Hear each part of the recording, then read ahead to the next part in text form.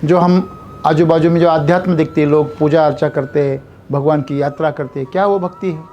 वैसे मनुष्य का अस्तित्व या किसी भी जीव का अस्तित्व वो किसी से भक्त है इसीलिए है। प्रकृति से वो भक्त है, वो जुड़ा हुआ है, इसीलिए तो वो जिंदा है। कोई भी इंसान इस मायने में भक्त बने बिना जिंदा नहीं रह सकता। भक्ति को जानना कि मैं जुड़ा हूँ, उसको महसूस करना और उसके अंदर जीना, यही भक्ति है। ये मेरे और मैं का जो एक अज्ञान है ना, ये अज्ञान तभी तक है जब तक आपने विशाल जीवन को नहीं देखा। जब आप भक्ति में उतरेंगे तो आप सब कुछ विलीन हो जाएगा। इस दुनिया में कुछ भी बुरा नहीं है, उसकी अपनी अपनी एक जगह है, वहाँ उसकी जरूरत है। जीवन में को हमने दो भागों में बांट दिया और इसीलिए हम जीवन को समझ नहीं पा रहे। हमेशा जुड़े रहने का जो भाव है, मैं कुछ भी नहीं, ये जो भाव है वो प्रकृति से जुड़ना है। आप खुद को खाली करो, प्रकृति अपने आप उतर जाएगी। जीवन इतना सुंदर है और वो जब भी जुड़ा है, हम उसे निचले स्तर पर, वासना के तल पर, मोह के तल पर, प्रेम के तल पर उसको खत्म कर देते। इसलिए हम आत्मा के तल पर जो भक्ति है, जो आनंद है, उसको जान नहीं पाते। आपका मन जो है वो हमेशा कामना से, ये इच्छा पूरी हो गई तो वापस नहीं पैदा करेगा, वो पूरी हो गई वापस नहीं पैदा करेगा, उसका स्वभाव है।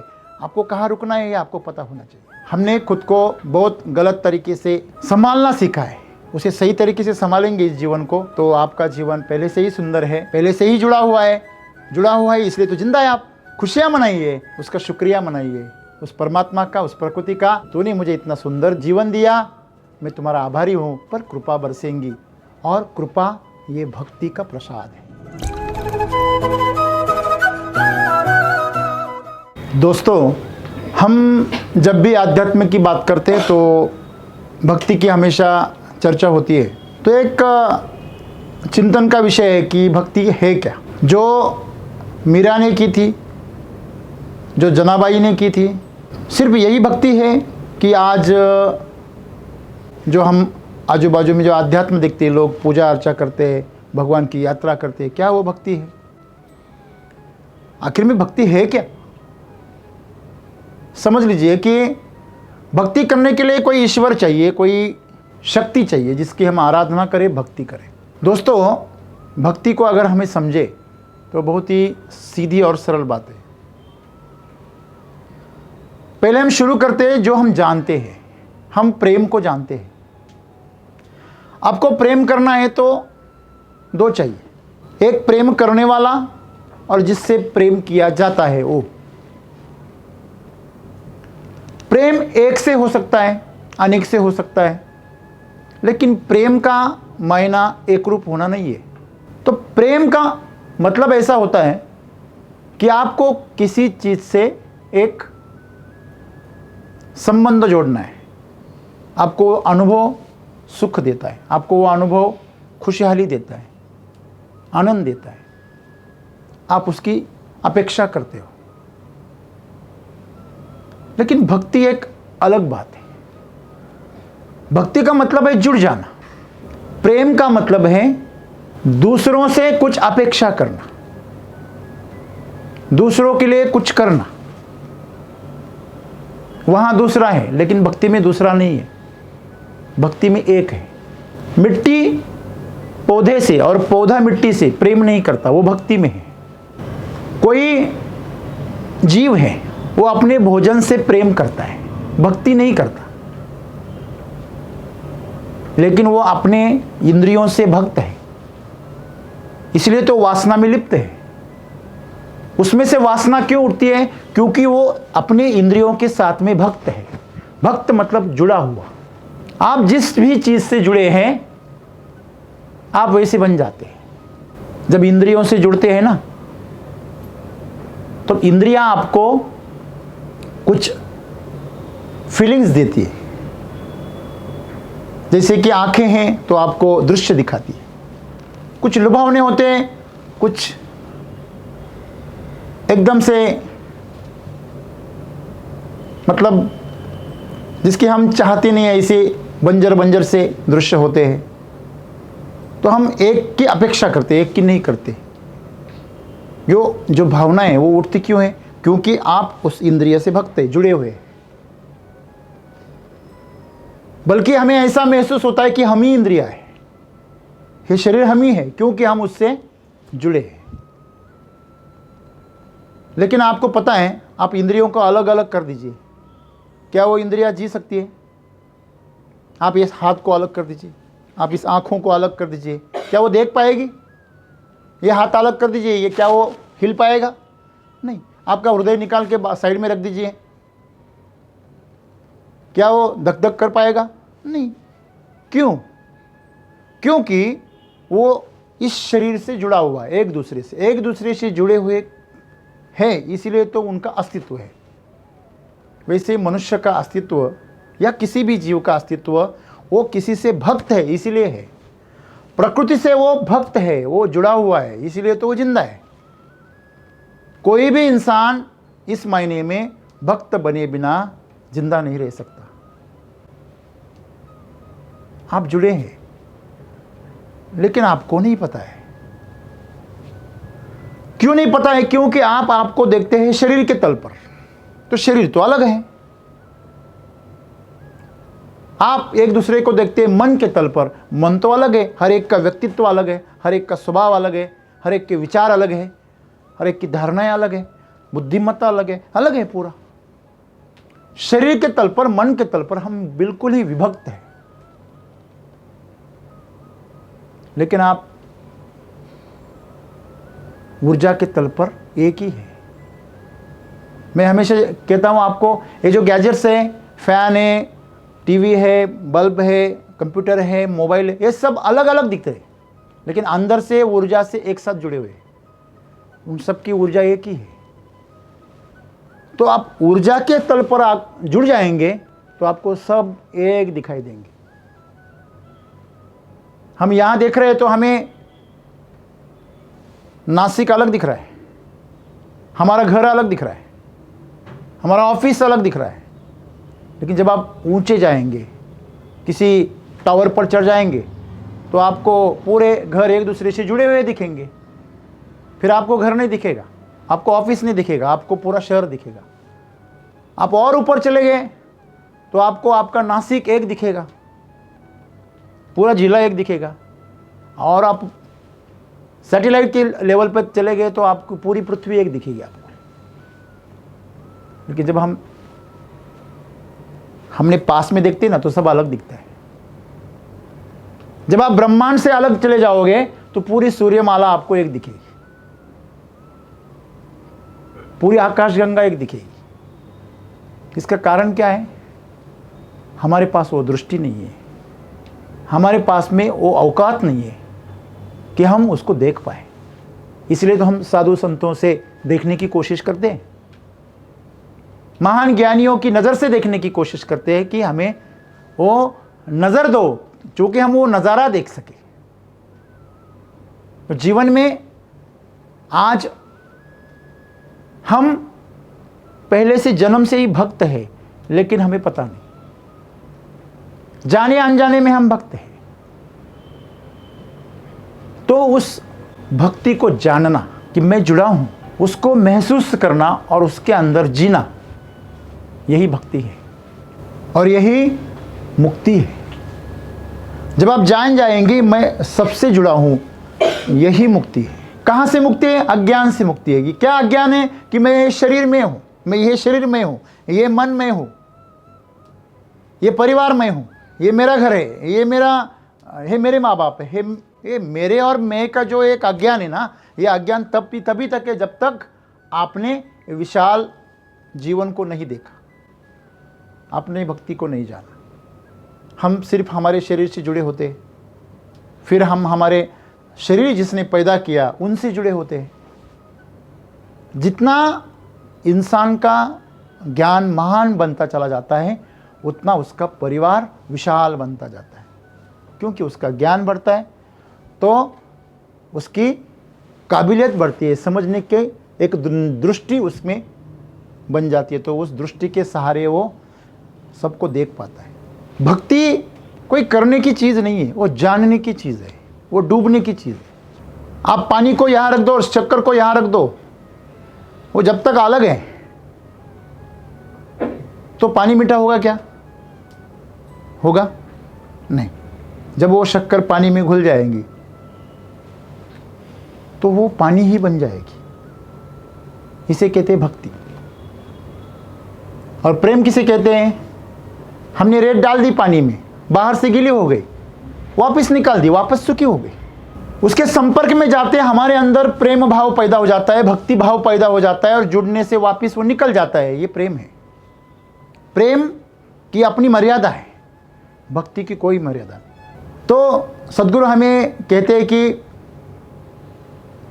भक्ति जो होती है ना, वो सबको विलीन कर देती है, क्योंकि वो ना शरीर के तल पर होती है, ना मन के तल पर होती है, ना भावनाओं के तल पर होती है। वो होती है ऊर्जा के तल पर, आत्मा के तल पर। आपको पता है, जब किसी की जान पर उतर आए तो सभी एक हो जाते हैं। समझ लीजिए आप किसी जहाज पर जा रहे हैं आप, और जहाज पर जाने के वक्त आपके वहां पे जहाज पर चर्चा शुरू हो गई। कोई मुस्लिम है, कोई हिंदू है, कोई क्रिश्चियन है, कोई ईसाई है, और कोई दूसरे सिख है, धर्म, विविध धर्म के लोग हैं, एक दूसरे से बहस कर रहे हैं कि कौन सा धर्म श्रेष्ठ है। मैं श्रेष्ठ हूं, मेरा धर्म श्रेष्ठ है। इन सब चीजों पे बहुत बहस हो रही है। और उसी वक्त चोरों का हमला हुआ। जो दरियाई लुटेरे होते उनका हमला हो गया। जब हमला हुआ, सबके जान पर उतर आई, तो सब एक हो गए, धर्म भूल गए, कौन श्रेष्ठ ये भी भूल गए। क्यों? जान जो है, जो ऊर्जा जो है आपकी, वो एक ही है, वो शुद्ध होती है हमेशा। वो कभी हिंदू मुस्लिम सिख नहीं होती। आपकी ऊर्जा कभी भी किसी धर्म की नहीं होती। तो जो एक तल पर जो सब एक हो गए, वही भक्त है, वही भक्ति है। और ये कब जानेंगे हम? जब हम इस छोटी छोटी चीज़ों से थोड़े से ऊपर उठेंगे। तो सद्गुरु हमें क्या बता रहे हैं कि आपको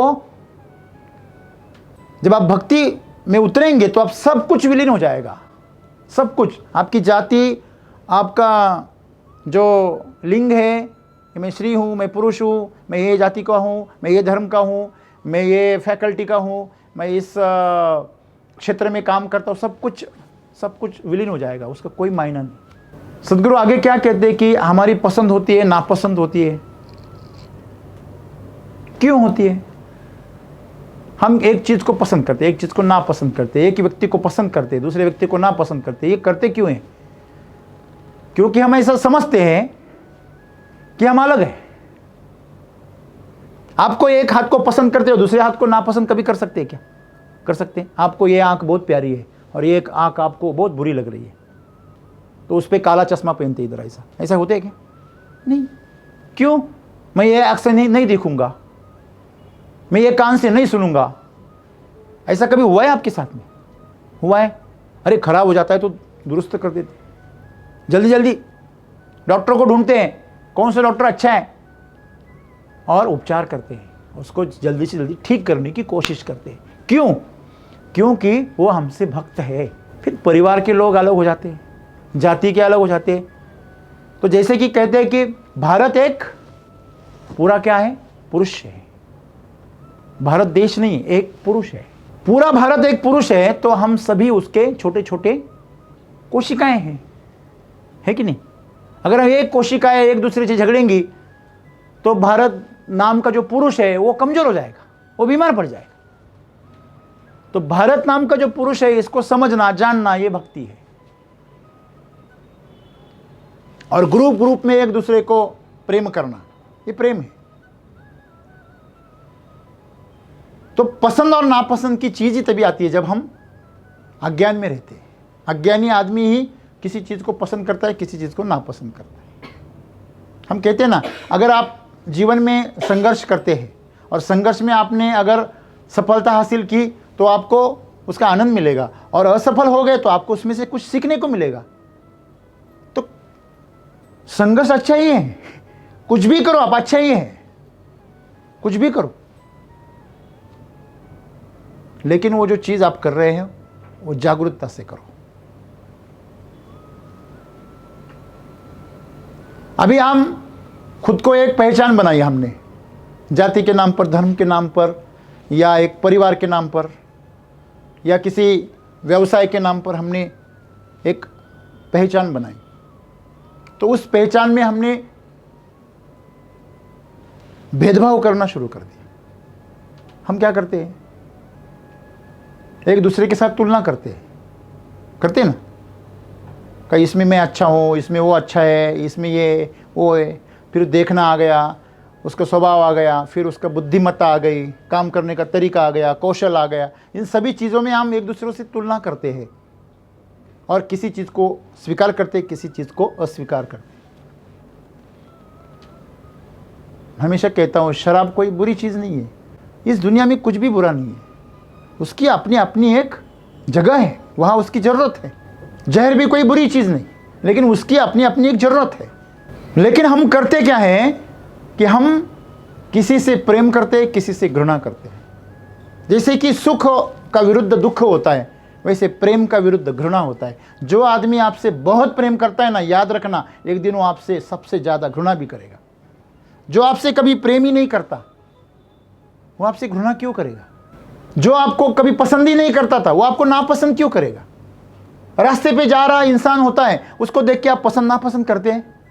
नहीं, ये मुझे अच्छा लगता है, ये बुरा लगता है, कोई नहीं। रास्ते में गाड़ियाँ जा रही है, क्या हम उसमें हमारी पसंद और नापसंद दर्ज करते हैं? नहीं। लेकिन यहाँ पे जहाँ पे हम जीते हैं, वहाँ पे हम हमारा जो निर्णय है वो बताते हैं। तो यही दुख है। जीवन में को हमने दो भागों में बांट दिया और इसीलिए हम जीवन को समझ नहीं पा रहे। आपने अगर किसी मुर्गी का अंडा है, उसको अगर फोड़ दिया तो क्या आप उसको समझ पाएंगे? समझ पाएंगे? नहीं। जिस वक्त आपने उसके टुकड़े कर दिए, उस वक्त तो उसका जीवन खत्म हो गया। हाँ, वो खुद अंदर से टूटा तो जीवन पैदा होगा, आपने बाहर से तोड़ दिया तो जीवन खत्म हो जाएगा। तो आपकी छेड़छाड़ नहीं चाहिए। बीज जो होता है वो पहले से ही भक्ति में है, इसलिए तो जिंदा है। जिस वक्त उसके अंदर की ऊर्जा खत्म हो जाएगी, आप उसे कितनी भी उपजाऊ जमीन में डाल दीजिए, वो अंकुरित नहीं होगा, क्योंकि वो मरा हुआ है। उसके अंदर ऊर्जा है, वो भक्ति में है। ऊर्जा खत्म, जीवन खत्म, भक्ति खत्म। हमेशा याद रखिए, उपजाऊ जमीन की वजह से ये बीज नहीं उगता, उसके अंदर जीवन है, इसलिए उग पाता है। तो आपके अंदर अगर भक्ति है, तभी आप इस प्रकृति की से भक्त हो सकते हो, उसकी शक्ति को जान सकते हो, उसकी शक्ति को एब्जॉर्ब कर सकते हो। एक सिंपल सा उदाहरण है, पाइपलाइन होती है। पाइपलाइन, घर में पानी आता है, नल से आता है। अगर आपको म्युनिसिपैलिटी की कनेक्शन से पानी आता है तो दिन में 1-2 घंटा पानी आता है बस। क्यों? जब भी आपकी पाइपलाइन उस मेन पाइपलाइन से जुड़ जाती है, टंकी से, जो बड़ी टंकी है उससे, उसका वॉल खुल जाता है तो भक्त हो जाते हैं। जब भी भक्त हो जाते हैं तो उसकी पूरी शक्ति आपके इधर बहने लगती है। और वॉल बंद कर दिए, भक्ति खत्म। लेकिन जब आप अगर मेन पाइपलाइन को अगर आपने नल निकाल लिया तो 24 घंटे पानी। हेलो, मेन पाइपलाइन से पानी निकालना मतलब किसी साधु से, संत से या गुरु से सान्निधि करना, सत्संग करना। 24 घंटे ऊर्जा बहती। आप कभी तीर्थ यात्रा चले गए हो, आपके नल में पानी आ गया, समझ आ रही बात थोड़ी सी? और साधु संत के सन्निधि में रहे, 24 घंटे पानी। लेकिन जब आप ऐसे आगे चलते चलते उस टंकी से भी आगे निकल गए तो आप उस बड़े डैम तक पहुंच जाएंगे, जहां बहुत विशाल जलाशय है। वहां जाएंगे तो आपको नल की भी जरूरत नहीं, टैप की भी जरूरत नहीं, हाथ नीचे कर दिया कि पानी। समझ में आ रही बात? ये खुद साधु संत बन जाना है, उस भाव में जीना है, मुक्ति में जीना है, मोक्ष में जीना है। मोक्ष में मतलब आप जलाशय के पास में आ गए। अभी आपको पानी के लिए ना आपको बिजली की ज़रूरत है, ना आपको म्यूनसिपैलिटी की कनेक्शन की ज़रूरत है, ना आपको किसी चीज़ की, ना उसको स्टोर करने की ज़रूरत है, कुछ भी ज़रूरत नहीं है। बस आपको स्टोर करने की ज़रूरत क्यों पड़ती है? क्योंकि कभी कभी आता है। तो जो भक्ति है हमारी, वो जब भी हम ऊर्जा के स्तर पर चले जाते हैं तो हम तालाब तक पहुंच जाते हैं। तो हम ऊर्जा के तल पर कैसे जाएंगे? इसका बहुत सुंदर उदाहरण दूध का और घी का है। जब हम दूध के स्तर पर है, हम शरीर के स्तर पर है, उसकी एक आयु है, उसको आपको संभालना पड़ेगा, बीमारियों से आपको उससे रोकना पड़ेगा, फ्रिज में रखना पड़ेगा, उबालना पड़ेगा, नहीं तो बैक्टीरिया तैयार हो जाएंगे और फूट जाएगा। फिर आप करियर में आप उसको प्रशिक्षित करते हो, एजुकेशन देते हो, पढ़ाते हो, सिखाते हो और काबिल बनाते हो जीवन को सामना करने के लिए। वो आपका दही बन गया। और जब दही बन जाता है ना, तो आप जीवन के संघर्ष में आप घुमाए जाते हैं। तो जिस तरह वो दही को मक्खन में बदला जाता है, वैसे हमें संघर्ष में घुमाया जाता है। बड़े संघर्ष आते हैं हमारे जीवन में। तो जब संघर्ष आते तो हम फिर भी जो परमात्मा है, जो प्रकृति है, उसका भरोसा नहीं तोड़ते, उसके ऊपर पूरा भरोसा रखते हैं। तो धीरे धीरे आपसे मक्खन निकलने लगता है, आपके जीवन से मक्खन निकलने लगती है। जो आपकी कीर्ति है, जो आपका पुरुषार्थ है, उससे आपके ऊपर मक्खन आने लगता है। लेकिन अगर उसमें आप अगर गर्म हो गए ना, तो वापस मक्खन पिघल जाता है। तो उसमें ठंडा पानी डालना पड़ता है। आपको पता है, जब मक्खन निकालते हैं दही से, बिलोने से जब उसको घुमाया जाता है और उससे जब मक्खन निकालते हैं ना, तब ऊपर से ठंडा पानी डालते हैं। उसको सवेरे सवेरे जब ठंडा रहता है ना मौसम, वातावरण, तब हवा, तब उसको बनाते। क्यों? क्योंकि उसको ठंडक चाहिए, नहीं तो वो पिघल जाएगा। कोई कोई कीर्तिमान महान बन जाता है, लेकिन अहंकारी हो जाता है, तो फिर वापिस मैं किया, मैंने किया, फिर गुस्सा करता है, फिर अत्याचार करता है, फिर मोह करता है, लोभ करता है, संचय करता है, मेरा मेरा ऐसा कहता है, और तब उसका गर्माहट बढ़ती है, पिघल जाता है। तो ठंडक चाहिए, और ठंडक आपको देगी भक्ति देगी। हमेशा जुड़े रहने का जो भाव है, मैं कुछ भी नहीं, ये जो भाव है वो प्रकृति से जुड़ना है। आप खुद को खाली करो, प्रकृति अपने आप उतर जाएगी। जिनके अकाउंट खाली है, उसमें जन धन की योजना का पैसा आता है ना, अपने आप उतर आता है। लेकिन उन्होंने थोड़ा सा दिल खाली किया, इसलिए आया। अगर बड़ा दिल खाली करेंगे तो करोड़पति भी हो सकते हैं। और जब आप मक्खन बन जाते हो, तो आखिरी वक्त आता है सब कुछ छोड़ देने का, खुद को तप में डालने का, तपाने का, साधना में तपाने का। जब आपके पास में सब कुछ होता है, सब कुछ, पैसा होता है, मान सम्मान होता है, सत्ता होती है, पद होता है, अगर उस वक्त आपने खुद को वापस तपाना शुरू कर दिया, तो आपके मक्खन का धीरे धीरे क्या बनेगा? घी बनेगा। ये जो साधना है ना, मक्खन का घी बनाना मतलब तप करना, साधना करना। साधना मतलब एक चीज के लिए अडिग हो जाना, ना शरीर की सुनना, ना मन की सुनना, ना भावनाओं की सुनना। जो निश्चय किया है, संकल्प किया है, उसके पीछे चलना, ये तप है, साधना है। वो आप करेंगे तो आपके मक्खन का घी बनेगा। जब आपका घी बनेगा तो आप सीधे प्रकृति से जुड़ जाओगे। जब आप प्रकृति से जुड़ गए, आप चिरंजीव हो गए, मुक्त हो गए। फिर आपको कोई नुकसान नहीं पहुंचा सकता। ऊपर से आप जितने पुराने हो जाओगे, उतने शक्तिशाली हो जाओगे। साधु संत जितना जिंदा रहते ना, उतने शक्तिशाली हो जाते। याद रखना, संतों को याद रखना, जितना उनकी आयु बढ़ गई, उतने वो शक्तिशाली हो गए, महान बन गए। तो जीवन यही है, हमें भक्ति से ऊर्जा के साथ जुड़ना है, प्रकृति के साथ जुड़ना है। हम दूसरे के शरीरों के साथ जुड़ने की कोशिश करते हैं, ये वासना है। हम दूसरे के मन के साथ जुड़ने की कोशिश करते हैं, ये मोह है। हम किसी के साथ भावनाओं से जुड़ने की कोशिश करते हैं, ये प्रेम है। और हम किसी के साथ ऊर्जा से तल पर जुड़ने की कोशिश करते हैं, ये भक्ति है। तो वासना, मोह, प्रेम और भक्ति, ये दूध, दही, मक्खन और घी, ये तल है। तो आज आप कौन से तल पर है, ढूंढो। ये बिल्कुल गलत नहीं है कि आप अगर समझो ऊर्जा के तल पर आप पहुंच गए तो आप शरीर का भोग नहीं ले सकते। ले सकते, बहुत ऊंचे स्तर पर ले सकते। हम दूध के तल पर ही दूध को खा लिए, दूध को ही खत्म कर दिए, तो मतलब ऐसे है कि शरीर के तल पर ही मौज करके शरीर की शक्ति को खत्म कर देना। दही को ही खा लिए, इसका मतलब है दही के तल पर, मतलब वासना के तल पर खुद को खत्म कर देना, यह है दूध के तल पर जीवन खत्म कर देना। यह कोई गलत है, सही है, ठीक है, आपका चुनाव है। प्रकृति ने आप पे छोड़ा है, कहाँ खत्म कर देना है। आप थोड़ा खा सकते हैं, थोड़े का दही बना सकते हैं, उसके संयम कहते हैं, ब्रह्मचर्य कहते हैं।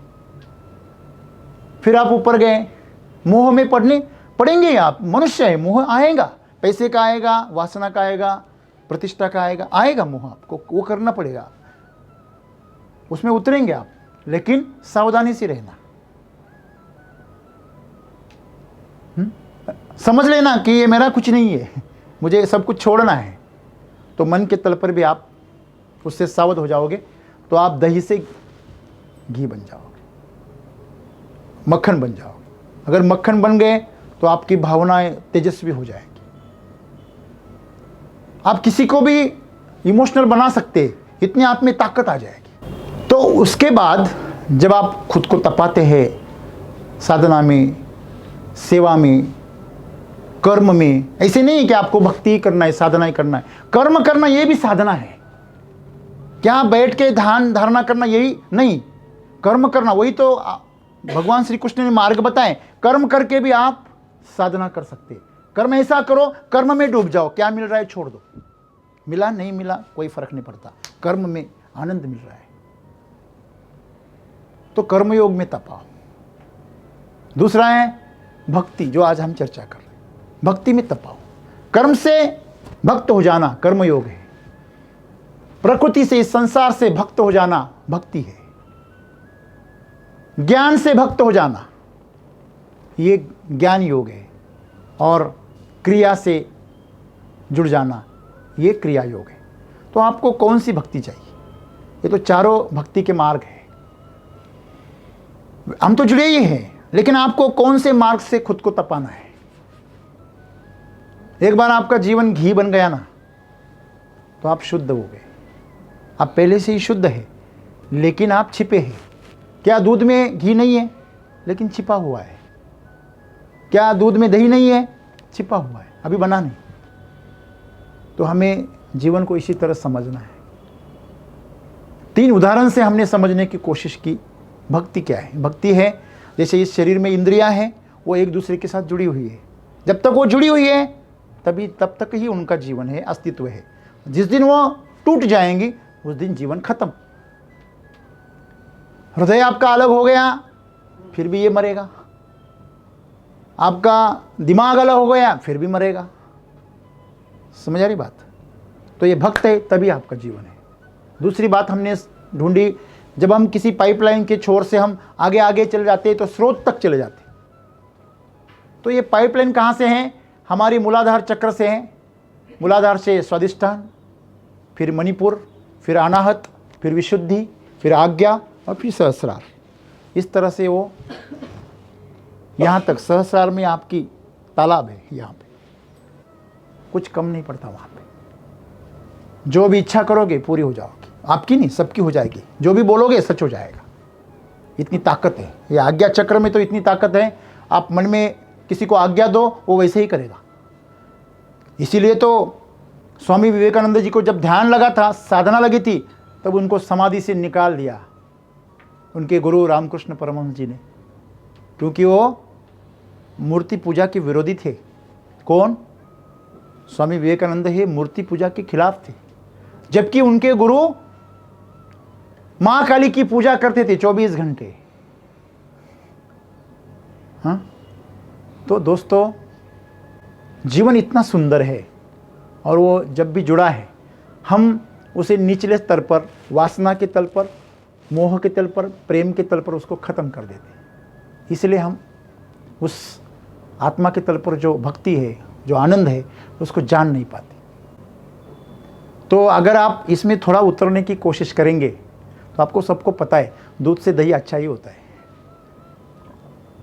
दही से मक्खन लाजवाब होता है, और मक्खन से घी तो अमृत होता है भाई। हाँ, आपको अमरत्व दिला देगा। आपको पता है जो मुक्त हुआ पुरुष है, स्त्री है, वो अपनी मर्जी से जन्म ले सकता है, मर्जी से मर भी सकता है। शरीर को छोड़ना और उसको धारण करना, कपड़ों को बदलने इतना आसान हो जाता है। हमारे लिए एक कल्पना है, हमारे लिए सिर्फ एक मिथ है, लेकिन ये सच है। जिन्होंने इसको जाना है, उन्होंने इसको पाया है, वो ये सब जानते हैं। तो हम भी अगर खुद के अंदर की भक्ति को जागृत करें, हमेशा खुद को याद दिलाए कि मैं शरीर नहीं हूँ, मैं मन भी नहीं हूँ, मैं भावना भी नहीं हूँ, तो मैं कौन हूँ? ये ढूंढी। इस सवाल का जवाब आपको ढूंढना है। इस सवाल का जवाब ढूंढने के लिए जो की जाती है उसे भक्ति कहते हैं। तो भक्ति से ही आप मुक्ति प्राप्त कर सकते हैं। और जब भी आप विभक्त होंगे, आप निराश होंगे, आप मृत्यु की तरफ खुद को धकेल देंगे। जो भी लोग निराश होते, खुद को अलग करते, आपने देखा है जब भी आदमी दुखी हो जाता है ना, खुद को दुनिया से, क्यों? क्योंकि खुद को विभक्त करना चाहता है। जब भी वो विभक्त करेगा उसका जीवन खत्म हो जाएगा। अलग होना मतलब जंगल में चले जाना नहीं। अलग होना मतलब शरीर से, मन से, भावना से अंतर बना लेना, जबरदस्ती। साधु जो है वो जानते हैं, वो उसी में रहते हैं, फिर भी वो जानते हैं कि ये मैं नहीं हूं। लेकिन जो निराश इंसान होता है वो उससे छुटकारा पाना चाहता है, जबरदस्ती। देखिए, फल जबरदस्ती तोड़ेंगे तो आपको कच्चा मिलेगा, और पौधा उसको खुद छोड़ देगा तो आपको पका हुआ मिलेगा। ऐसे आपका जीवन जो है, शरीर, ये आपसे पककर अलग होना चाहिए। मन आपसे पककर अलग होना चाहिए। मतलब क्या? आप उसकी प्रकृति को जानो। शरीर क्या चाहता है, उसको बस खाना चाहिए। आप उसके खाने पे ध्यान दोगे तो इतना खाएगा पता ही नहीं, वो खाता ही रहेगा, उसका स्वभाव है, वो खाता रहेगा। आपका मन जो है वो हमेशा कामना से, ये इच्छा पूरी हो गई तो वापस नहीं पैदा करेगा, वो पूरी हो गई वापस नहीं पैदा करेगा, उसका स्वभाव है। आपको कहाँ रुकना है ये आपको पता होना चाहिए। गाड़ी है, उसको एक्सीलेटर दबाएंगे, उसका स्वभाव है भगाना। आपको पता होना चाहिए मैंने एक्सीलेटर को पैर कब निकालना और ब्रेक कब डालना। आप अगर सिर्फ एक्सीलेटर याद रख गए और ब्रेक भूल गए तो आपका क्या होगा आपको पता है? आज सबका यही हो रहा है। संयम ये ब्रेक है, प्रेरणा उत्तेजना ये आपका एक्सीलेटर है। तो आपको हर जो उसका जो सिस्टम है, उसको हर सिस्टम को यूज़ करना है।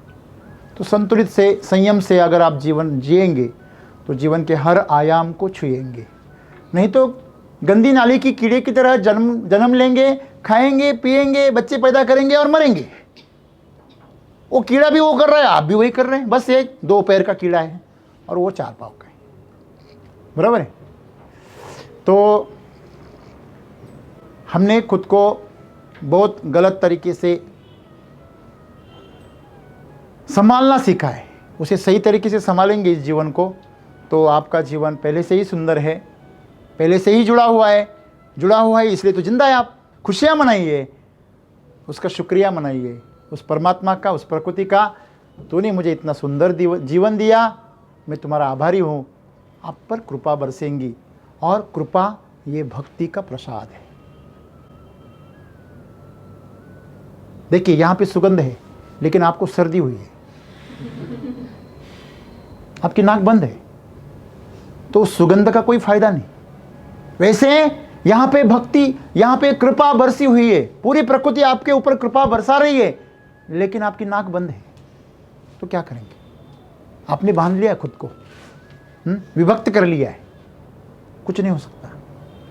इस तरह इस पूरे ब्रह्मांड में ये जो प्रकृति है हर जगह पे मौजूद है, हर जगह पे उसकी ताकत मौजूद है, पूरी ताकत से, लेकिन हम उससे जुड़ते नहीं हैं, हम उसको जुड़ने से मना करते हैं। उसको जुड़ने देना, उसके कृपा के मार्ग को प्रशस्त करना है, यही भक्ति है। धन्यवाद।